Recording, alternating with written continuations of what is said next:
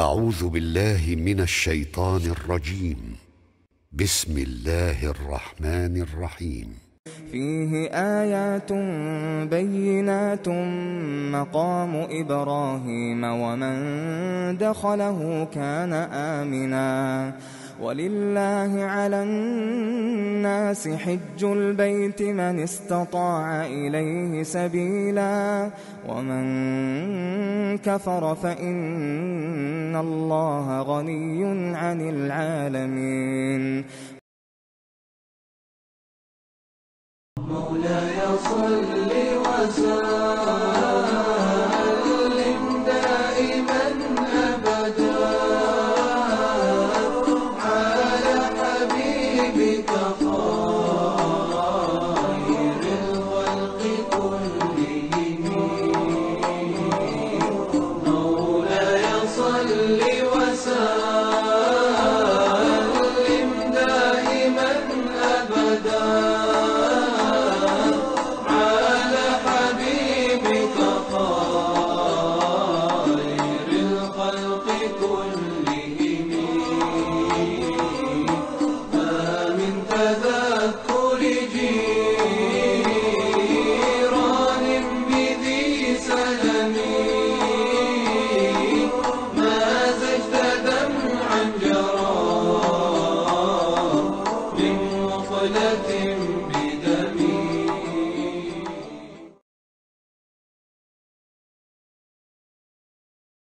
الحمد لله نحمده ونستعينه ونستغفره ونؤمن به ونتوكل عليه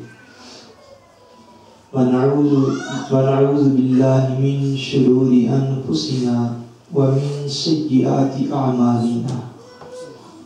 من يهده الله فلا مضل له ومن يضلله فلا هادي له ونشهد أن لا إله إلا الله وحده لا شريك له ونشهد أن محمدا عبده ورسوله. أما بعد أعوذ بالله من الشيطان الرجيم. بسم الله الرحمن الرحيم. ولله على الناس حج البيت من استطاع إليه سبيلا ومن كفر فإن الله غني عن العالمين. صدق الله العظيم. إن الله وملائكته يصلون على النبي يا أيها الذين آمنوا صلوا عليه وسلموا تسليما. اللهم صل على سيدنا ومولانا محمد وعلى آله وصحبه وبارك وسلم.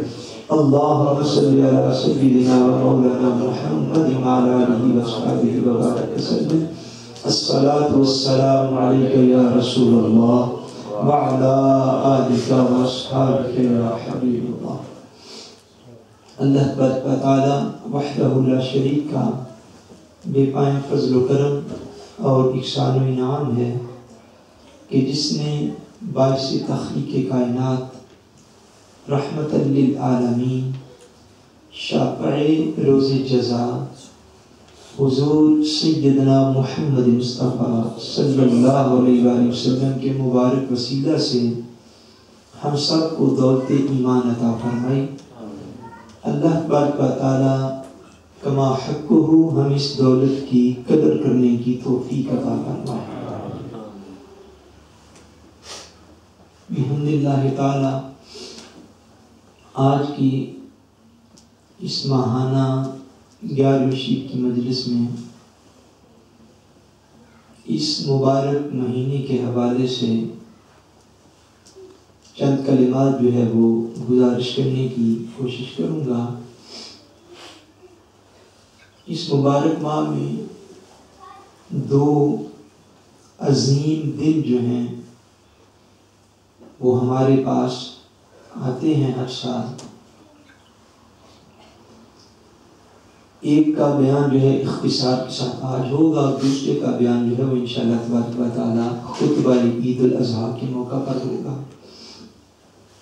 عالم اسلام کی اور مسلمانوں کی عظیم عبادت اور ارکان اسلام کا عظیم رکن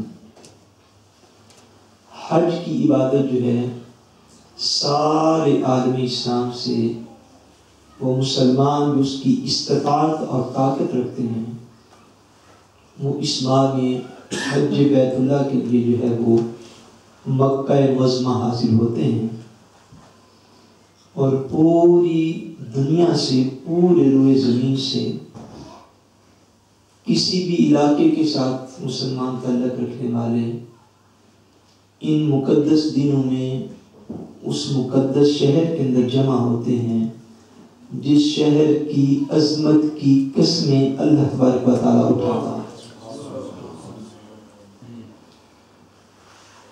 تو حج کے حوالے سے چند کلمات جو ہیں وہ میں گوش گزار کرنا چاہتا ہوں۔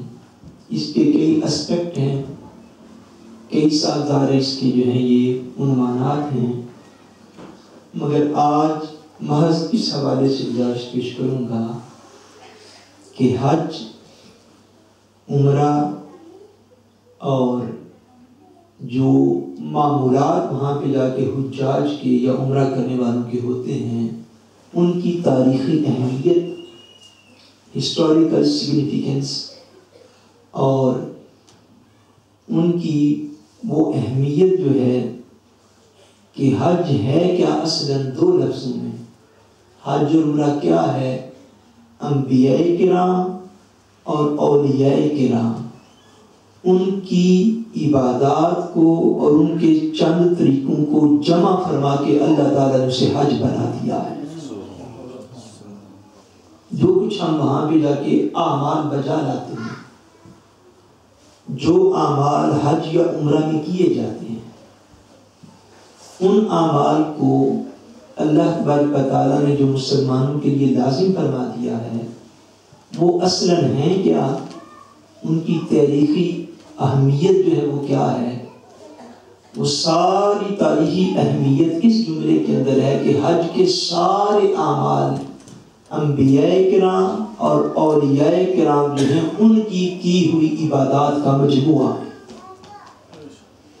ان کی ہوئی عبادات کا مجموعہ، اور ان کی عظیم یادیں ہیں جن کو اللہ تبارک و تعالیٰ نے عالم اسلام میں قیامت تک کے لیے باقی رکھ دیا ہے، تاکہ ہر دور کے مسلمان وہ اس بات کو سمجھ سکیں، اس کو دلائل کے ساتھ، عقل کے ساتھ اس بات کو سمجھ سکیں کہ اللہ تبارک و تعالیٰ کے ہاں اس کے نیک بندوں کی قدر و منزلت کیا ہے۔ آج ساری دنیا میں ایک حقوق کا ایک جو ہے وہ عام شعرہ ہوتا ہے، انسانی حقوق، انسانی حقوق، انسانی حقوق، ہیومن رائٹس، ہیومن رائٹس، حتیٰ اسلام کے تنظیمات بھی موجود ہیں، اور ان ہیومن رائٹس کے اندر ہم ایز اے مسلم اور ایز اے مسلمان اس بات کو سمجھنے کی کوشش کریں کہ ان عظیم انسانوں کو جن کو اللہ اپنی ولایت کا درجہ دیتا ہے، یا وہ عظیم انسان جو ان سے بھی بڑھ کر جن کو اللہ نے اپنی طرف سے نبوت و رسالت کا درجہ عطا فرمایا، ان کے حقوق کو اللہ تعالیٰ نے عالمی اسلام میں کس طرح باقی رکھا۔ یہ حج کی تاریخی اہمیت اور اس کی جو ہے جتنے بھی اعمال کیے جاتے ہیں ان کی تاریخی اہمیت ہے۔ سب سے پہلے ہم یہاں سے شروع ہونے ترتیب کے ساتھ، تو جو باتیں ہو سکیں چند منٹوں کے اندر وہ آپ ایمان کے ساتھ بس اس کو ایمانی کیفیت کے ساتھ سمجھنے کی کوشش کیجیے گا۔ جب ہم حج یا عمرہ کے لیے جاتے ہیں، یہاں سے ناروے سے چلے یا پاکستان سے چلے، راؤنڈ دا مکہ شریف کے راؤنڈ چاروں طرف جہاں سے بھی لوگ آتے ہیں، ایک خاص حد ہوتی ہے جس حد سے آگے کوئی بھی مسلمان جو ہے وہ احرام کے بغیر نہیں جا سکتا۔ ایسے ہی ہے، بولیے۔ ہم جب یہاں سے چلتے ہیں ناروے سے تو بالعموم ہمارے ہاں چونکہ بایا استنبول اور ترکی جو وہ ہم جاتے ہیں تو استنبول ایئرپورٹ پر عام طور پر حجاج جو ہیں عمرہ کرنے والے، زیارت کرنے والے، وہاں پہ جا کے احرام جو ہے وہ باندھ لیتے ہیں۔ اگر فلائٹ ڈائریکٹ یہاں سے مل جائے بالفرض تو پھر لوگ یہاں سے ہی عمرہ، کیونکہ وہ حد جو ہے وہ درمیان میں آ جاتی ہے.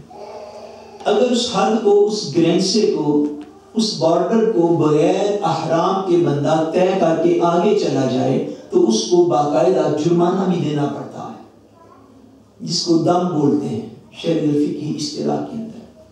یعنی سب سے پہلی چیز جس کو حاجی جو ہے وہ انجام دیتا ہے اور جب اس طرف چل پڑتا ہے تو وہ احرام ہے. وہ کیا ہے بولیے؟ احرام. احرام کیا ہے؟ مرد کے لیے احرام جو ہے 2 انسلی چادریں ہیں جن کو سلا ہوا نہیں ہونا چاہیے، ان کے اوپر کوئی سلائی موجود نہ ہو، انسلی ہوں. ایک چادر اس میں نیچے باندھنی ہے اور ایک چادر اس میں اوپر لے لینی ہے. یہ احرام کیا ہے؟ احرام یعنی ناروے سے جانے والا حاجی وہ یہ سوچ سکتا ہے کہ میرے پاس بڑے اچھے جو ہیں وہ کپڑے موجود ہیں، کلیر جو ہیں بڑے اعلیٰ ہیں، لباس میں بڑا اچھا پہنتا ہوں اور بڑے مہنگے کلیر اور ٹریڈ مارک والے کپڑے ہیں میرے پاس، اور احرام کی چادریں یہاں سے بھی لیں تو میرے خیال میں کوئی 200-300 کروڑ میں مل جاتی ہیں. تو ایک بندہ سوچ سکتا ہے، اس کی سوچ کا رخ ایسا ہو سکتا ہے کہ یا اللہ میں اگر تیرے گھر میں آؤں تو 200-300 کی جو 2 چادریں پہن کے آؤں گا تو کیوں نہ میں 10,000 کا کوئی قیمتی سوٹ پہن کے تیرے گھر آ جاؤں، کیوں نہ میں 5-7 ہزار کروڑ کے اچھا اس کے حلال کمانے والا میں بندہ ہوں، مجھے تو نے حیثیت بھی بڑی دی ہے، لاکھوں کروڑ میرے اکاؤنٹس کے اندر بھی موجود ہوتے ہیں، تو میں 10-15-20 ہزار کے ایک اچھا مہنگے خیر والے ایک اچھا سوٹ پہن کے، ہمارا علاقائی لباس اس جگہ کا جو ہے وہ سادہ ہے، وہ پینٹ شرٹ ہے، میں اچھا سوٹ پہن کے آتا ہوں. پاکستان سے بھی حاجی چلے وہ دل میں سوچ سکتا ہے کہ مولا میں تیرے رستے کی طرف جو جا رہا ہوں تو ہمارا علاقائی لباس جو ہے وہ شلوار قمیض ہے، تو میں شلوار قمیض پہن کے تیری بارگاہ میں حاضر ہوتا ہوں، اچھا بہترین کپڑا لے کے تم آؤں گا. عرب کنٹری سے جو کوئی چلے وہ بھی سوچ سکتا ہے کہ مولا میں تیرے گھر کی طرف جانے لگا ہوں تو ہمارا علاقائی لباس جو ہے وہ جبہ و دستار ہے خاص، تو میں اچھا قیمتی جبہ لے کے تو تیری بارگاہ میں حاضر ہوتا ہوں. مولا کریم نے اپنے امر کے ذریعے، اپنے دین کے ذریعے اپنا حکم جو واضح فرما رکھا وہ یہ ہے کہ اے بندہ مومن تو جہاں سے بھی چلے گا اپنا علاقائی لباس وہاں پہ چھوڑ دیا. 2 چادریں، ایک اوپر لینے والی ایک نیچے باندھنے والی. مولا یہ احرام ہے کیا؟ احرام بیسکلی طور پر وہ لباس ہے جو تعمیر کعبہ کے وقت حضرت ابراہیم علیہ السلام نے پہنا ہوا تھا. احرام وہ لباس ہے جو تعمیر کعبہ کے وقت حضرت سیدنا اسماعیل علیہ السلام نے پہنا ہوا تھا.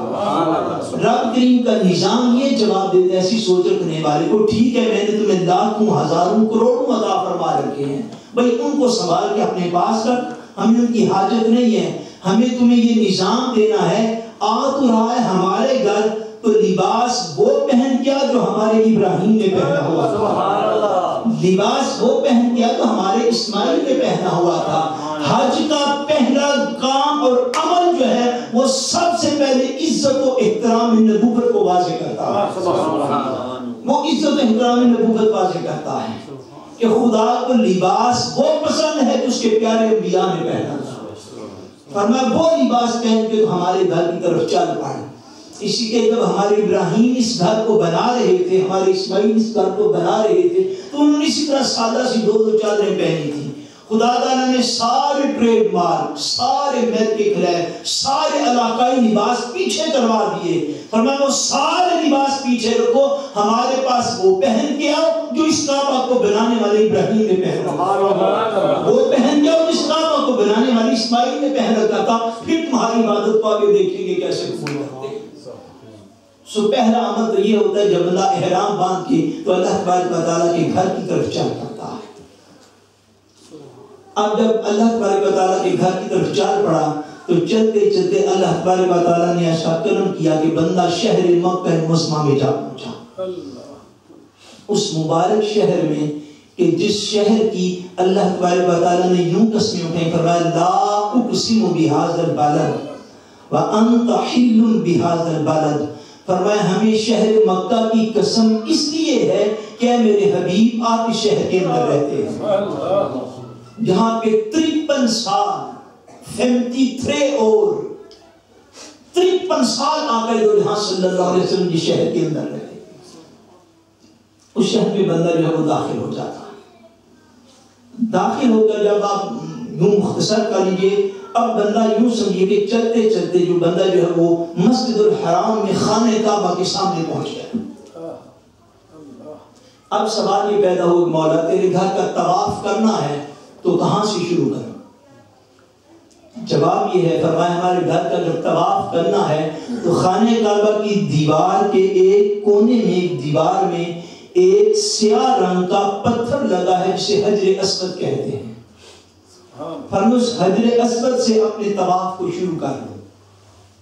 آقا دو جہاں نبی کریم صلی اللہ علیہ وسلم حضور نے ارشاد فرمایا، حضور نے فرمایا کہ حجر اسود جب جنت سے اتارا گیا تھا تو دودھ کی طرح سفید تھا۔ حضور کی آپ فرمان حدیث پاک ہے، حضور نے فرمایا جب اس کو جنت سے اتارا گیا تو دودھ کی طرح سفید تھا، بنی آدم کے گناہوں نے اس کو سیاہ کر رکھا ہے۔ اور ایک حدیث پاک میں ہے، جامع ترمذی شریف کی حدیث پاک ہے، حضور علیہ السلام نے ارشاد فرمایا حجر اسود وہ پتھر ہے کہ جب قیامت کا دن ہوگا، حضرت عبداللہ ابن عباس رضی اللہ تعالیٰ عنہما اس کے راوی ہیں اس حدیث پاک کے، فرمایا حضور نے فرمایا کہ جب قیامت کا دن ہوگا تو حجر اسود میدان محشر میں قیامت میں اللہ کی بارگاہ میں یوں پیش کیا جائے گا کہ اللہ کریم اپنی قدرت سے حجر اسود کو 2 آنکھیں اور 1 زبان عطا فرمائے گا، اور فرمایا حجر اسود قیامت والے دن جس شخص نے حالت ایمان میں اس کو بوسہ دیا ہوگا اس کے ایمان کی گواہی حجر اسود قیامت کے دن میں رب کریم کی بارگاہ میں دے گا۔ وہ جو پتھر خانہ کعبہ کی دیوار کے اندر لگا، حضور اس کی یہ عظمت بیان فرمائی، فرمایا وہ روز محشر اللہ اس کو آنکھیں عطا فرمائے گا، زبان عطا فرمائے گا۔ اب آپ ایک لمحے کے لیے سوچ لیجئے، اس وقت بھی حرم کعبہ میں کم و بیش 3 ملین بندہ، 30 لاکھ بندہ کم و بیش ہوگا جو حج کے لیے موجود ہے۔ آپ اس بات کو ذرا پریکٹیکل طور پہ سمجھیے، آج سے پہلے 1400-1500 سال میں جتنے مسلمان کروڑوں ہو گزرے جن کو رب نے اپنے گھر کی زیارت عطا فرمائی، آج کے بعد بھی کروڑوں اربوں ہوں گے انشاءاللہ قیامت تک جو کہ اس گھر کی جا کے زیارت اور طواف کریں گے۔ حجر اسود کتنے ہیں؟ بولیے کتنے ہیں؟ ایک ہے کیا؟ بولیے پتھر، سٹون ہے، حجر جو ہے وہ پتھر کو بولتے ہیں اور اسود جو ہے وہ سیاہ کو بولتے ہیں۔ Black stone it means Arabic میں حجر اسود، وہ ایک پتھر ہے اور اس پتھر کے پتھر ہونے کے باوجود شعور کا یہ عالم ہے، اس کی میموری کا یہ عالم ہے، اس کی ریکارڈنگ کی صلاحیت کا یہ عالم ہے کہ وہ جب سے خانہ کعبہ کی دیوار میں ہے۔ آپ اندازہ فرما لیجیے، یہ حدیث پاک کے لفظ ذمہ داری سے میں عرض کر رہا ہوں، حضور نے فرمایا کہ جو حالت ایمان اسے بوسہ دے گا، اس لیے کہ خانہ کعبہ کا متولی تو کبھی ابو جہل بھی رہا ہے، خانہ کعبہ کے متولیوں میں ابو لہب بھی شامل ہے، خانہ کعبہ کے سارے عروج و زوال کی جو بھی داستان ہے، تاریخی داستان، وہاں پہ ہر قسم کے لوگ رہے ہیں اور آئندہ بھی خدا جانے کیا کیا ہونے والا ہے۔ حتیٰ کہ آقا تو جہاں صلی اللہ علیہ وسلم نے ارشاد فرمایا قرب قیامت کی علامات کے اندر حضور نے فرمایا کہ ایک حبشی اٹھے گا غالب یمن کا، فرمایا اس کی باریک ٹانگیں ہوں گی اور پتلی ٹانگوں والا یمن کا حبشی خانہ کعبہ کو تباہ و برباد کر دے گا۔ یہ حضور کا فرمان ہے، یہ قرب قیامت کے اندر حضور نے فرمایا۔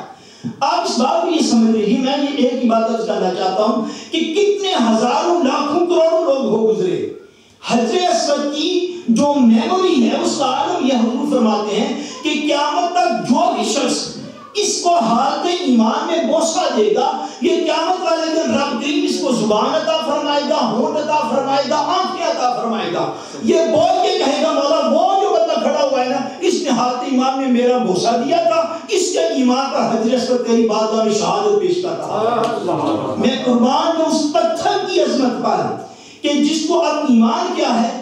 ایمان صرف بندے کی قلبی کیفیت کا نام ہے۔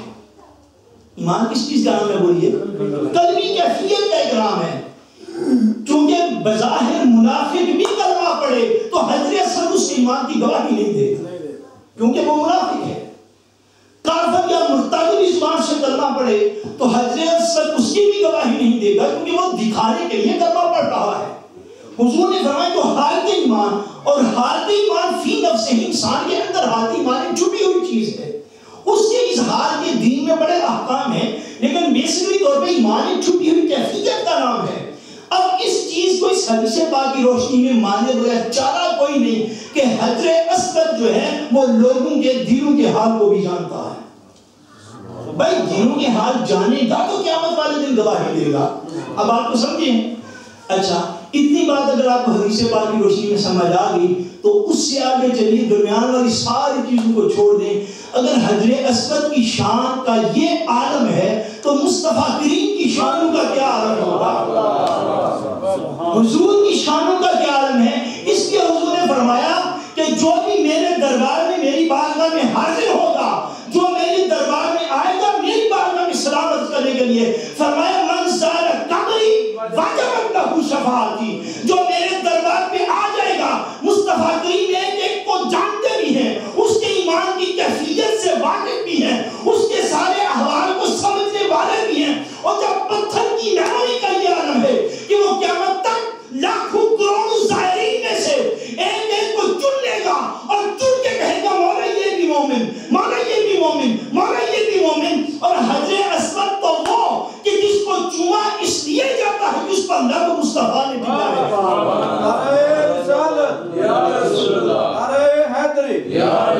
حضرت اسود کو اس لیے چوما جاتا ہے کہ حضور نے اس کو بوسہ دیا ہوا ہے۔ حضرت عمر فاروق رضی اللہ تعالیٰ عنہ نے حضرت اسود کو مخاطب کر کے فرمایا حضرت اسود میں تجھے کبھی بوسہ نہ دیتا اگر میں نے حضور کو تم پہ اپنے لب رکھتے دیکھا نہ ہوتا ہے، میں تمہیں اس لیے بوسہ دیتا ہوں کہ حضور نے تمہیں بوسہ دیا ہوا ہے۔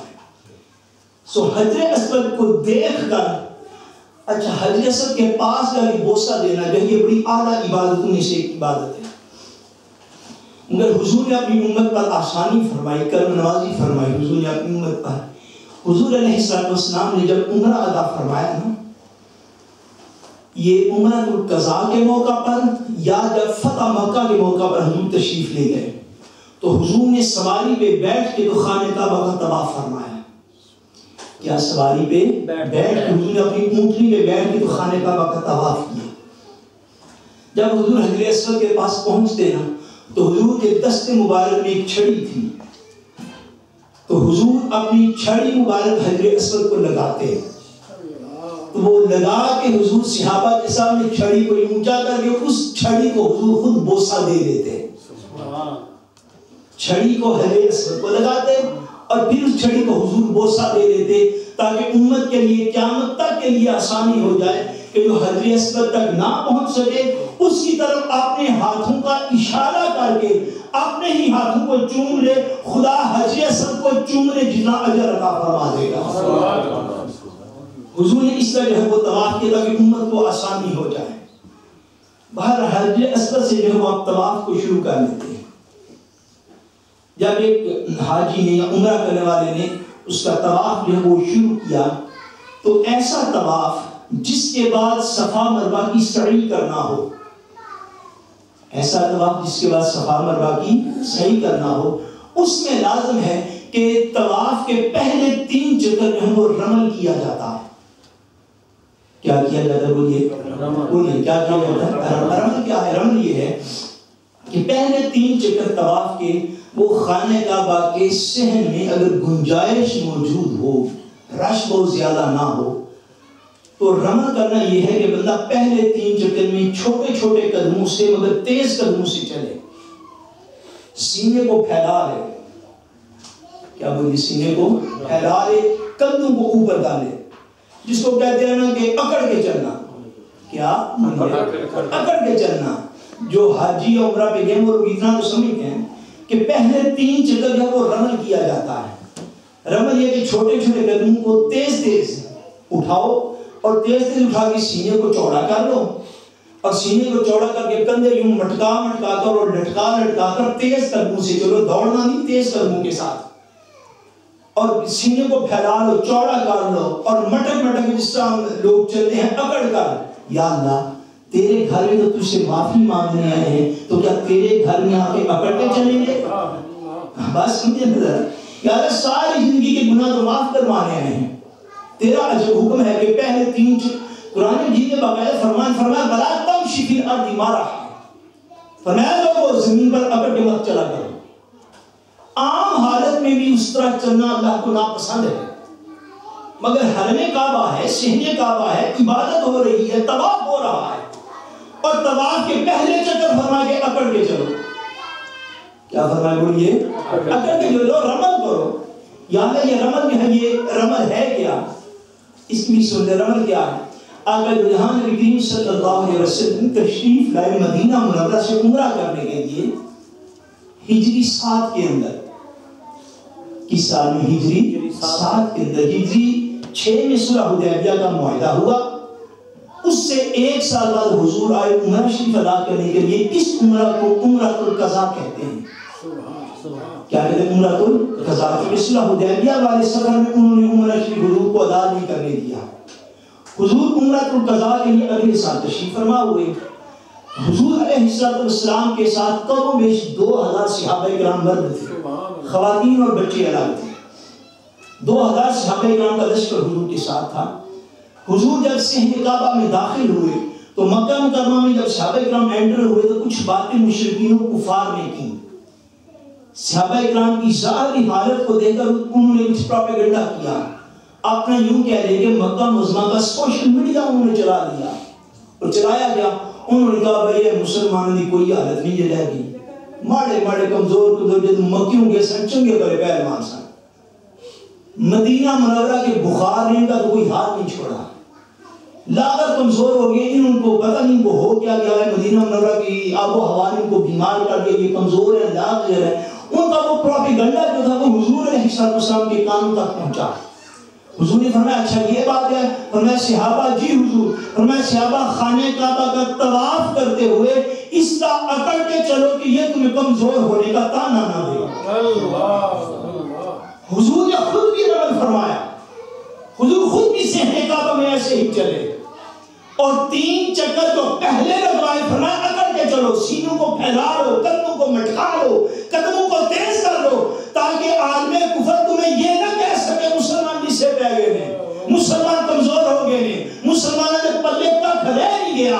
فرمایا ایسے نہیں کروانا، ہم مدینہ سے آئے ہیں، ان کو بتائیں گے کہ مسلمانوں کو اللہ نے قوت عطا فرمائی ہے، طاقت اور شان و شوکت عطا فرمائی ہے۔ حضور کے صحابہ نے صحن کعبہ میں رمل کیا، اکڑ کے چلے، 3 چکر اکڑ کے لگائے۔ خداوند تعالیٰ نے اپنے نبی کے صحابہ کی اس ادا کو اتنا پسند فرمایا کہ قیامت تک آنے والے مسلمانوں کے لیے رمل کرنا سنت بنا دیا۔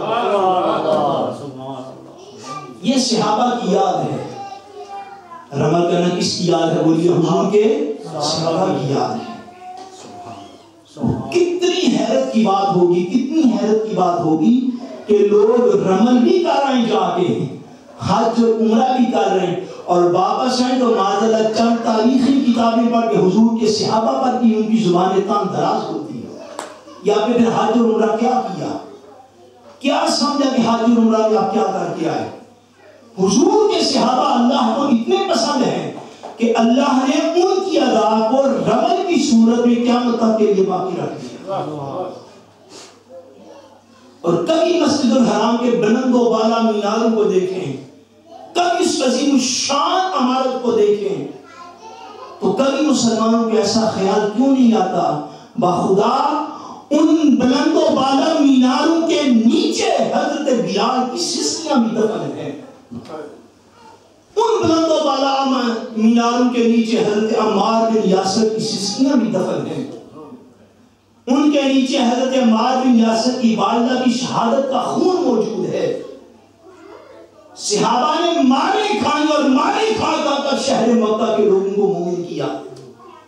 وہ جو ظلم و ستم حضور کے صحابہ میں ہوئے ان کو بھول کر شہر مکہ کی زیارت کر کے، تو کیا زیارت کر کے آئے؟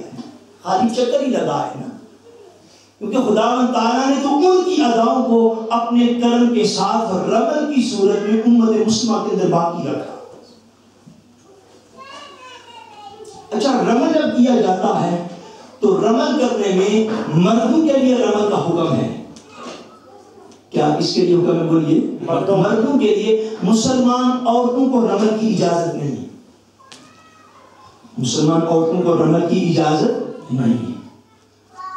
اب آگے چلیے، درمیان میں بڑی چیزیں ہیں مگر آخری بات اس کا کہ بات کو ختم کر دیتا ہوں. حضور علیہ السلام کی اس ادا کو یعنی طواف کو مکمل کرنے کے بعد پھر سعی کی جاتی ہے. کیا کیا جاتا ہے؟ سعی یعنی صفا مروا پہ دوڑا جاتا ہے.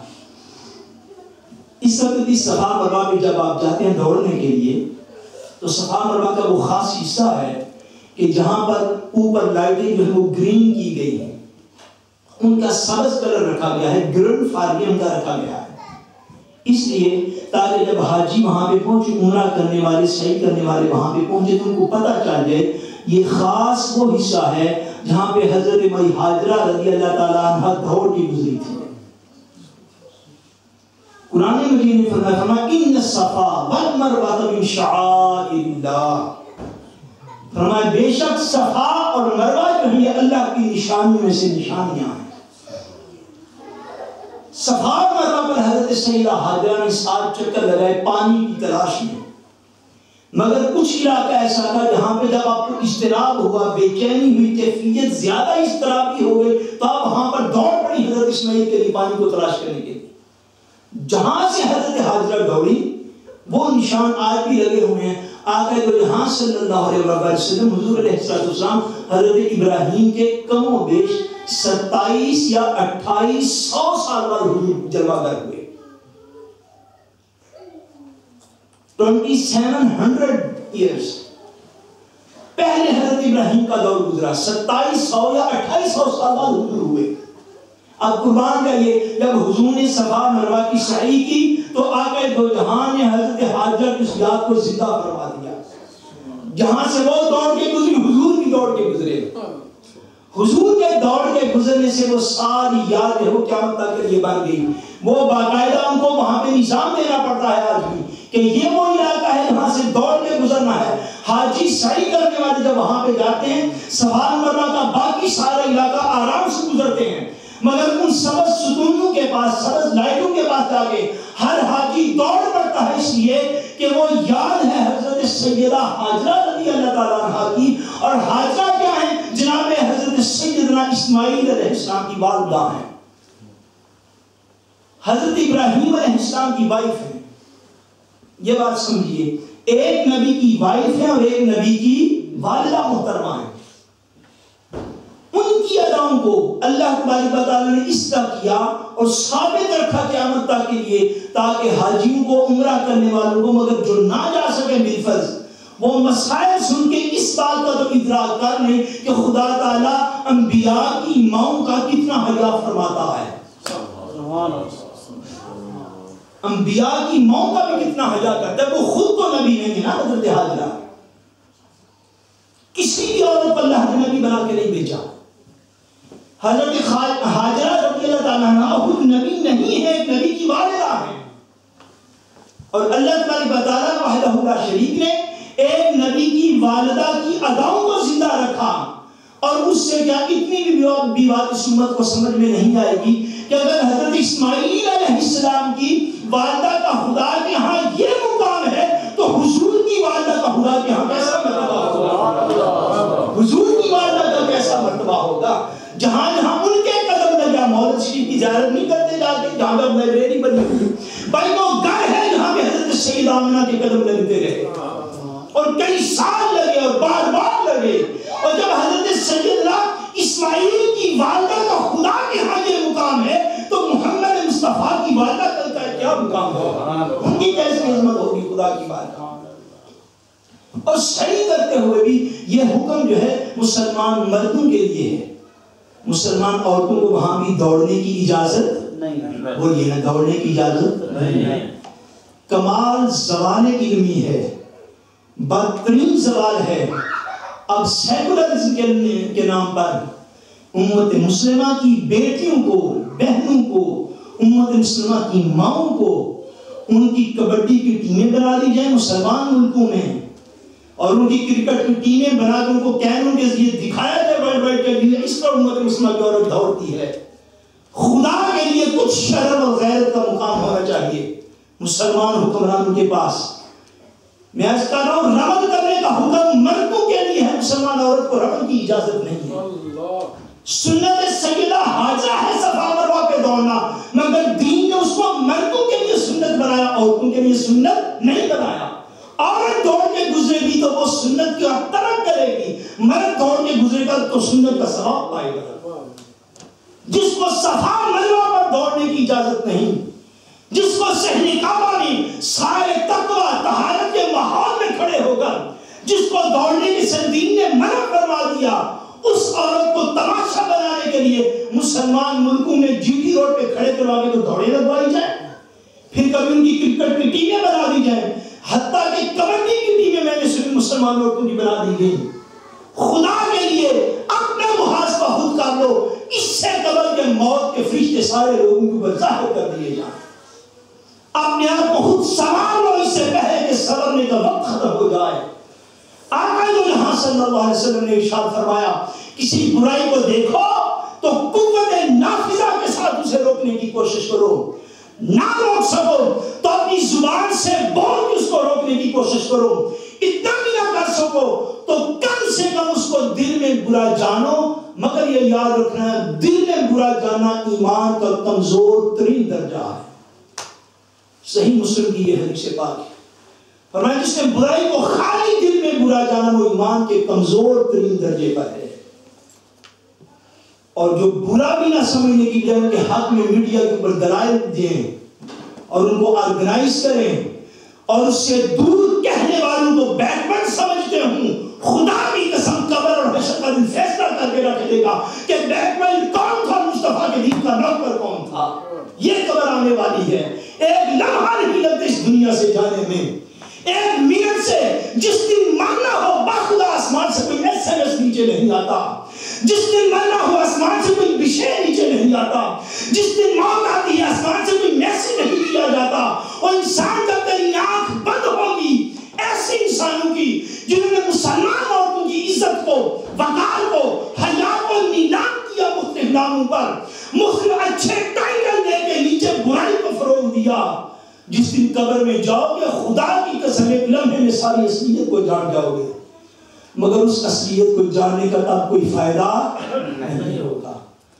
اصلیت کو سمجھنے کی یہ دنیا ہے.